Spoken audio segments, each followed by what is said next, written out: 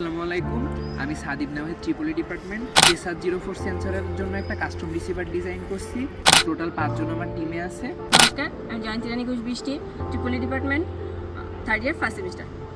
আমরা এই প্রজেক্টে আমরা নিজেরা রিসিভার সার্কিটটা ডেভেলপমেন্ট করছি।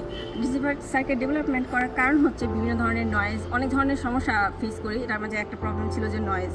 এই নয়েজটা আমরা ভোল্টেজ রিওস্টেটের মাধ্যমে কন্ট্রোল করে এই নয়েজগুলো কমানোর চেষ্টা করছি। তারপরে আমাদের যে রেঞ্জের একটা প্রবলেম থাকে যে নর্মালি SR04টা ইউজ করলে যতটুকু রেঞ্জ আমরা কভার করতে পারি তার থেকে টিপিক্যালি আমরা 3 গুণ বা 5 গুণ বেশি পাচ্ছি রেঞ্জটাকে।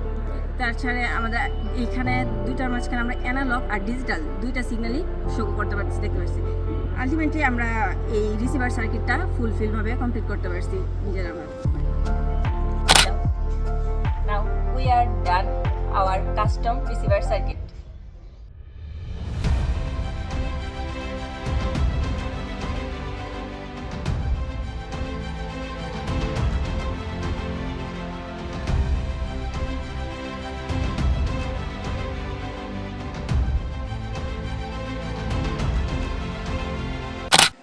এখানে আমি রিসিভারের সাথে একটা অপ অ্যাম্প সার্কিট দিয়েছি, যেটার মাধ্যমে আমি সিগন্যালটা অ্যাম্প্লিফাই করতেছি। আর এই অ্যাম্প্লিফাইড সিগন্যালটার অ্যানালগ যে সিগন্যালটা সেটা আমি সরাসরি ESP32-তে দিয়েছি। এটা পরবর্তীতে ESP32 যে বিল্ট ইন ADC এটা দিয়ে প্রসেস করার জন্য গেল। পরবর্তীতে আমরা এই সিগন্যালটা একটা কম্পারেটরের মাধ্যমে নিয়ে ডিজিটাল আউটপুটটা ESP-তে দিয়েছি।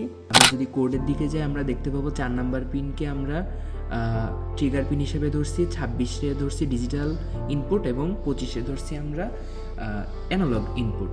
আর আমরা স্যাম্পল নিছি 300 করে। টোটাল স্যাম্পল ডিলে আমরা ধরছি 29 মাইক্রোসেকেন্ড।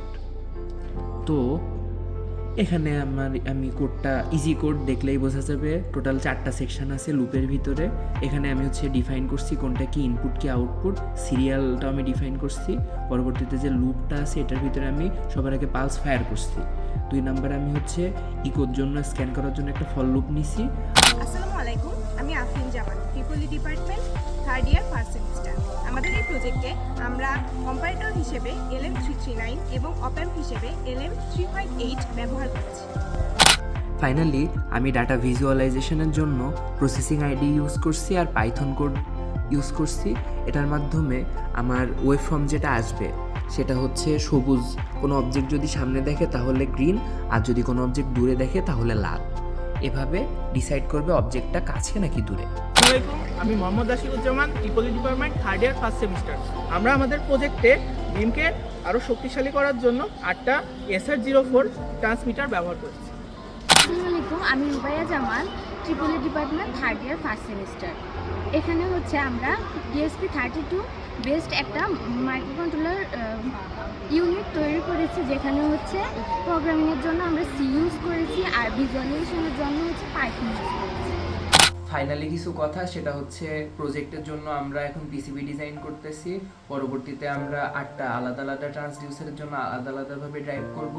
এর ফলে আমরা বিম স্টিয়ারিং করতে পারবো, এছাড়াও বিম ফর্মিং, এছাড়া আমরা অনেক ফিচার এতে নিয়ে আসতে পারবো। অ্যাডিশনালি আমরা RX আপগ্রেড করব। এখানে আমরা 10 বিটের একটা ADC লাগাবো। তো আশা করি আমরা ইফেক্টিভ রেঞ্জ 10 মিটার পর্যন্ত পাবো।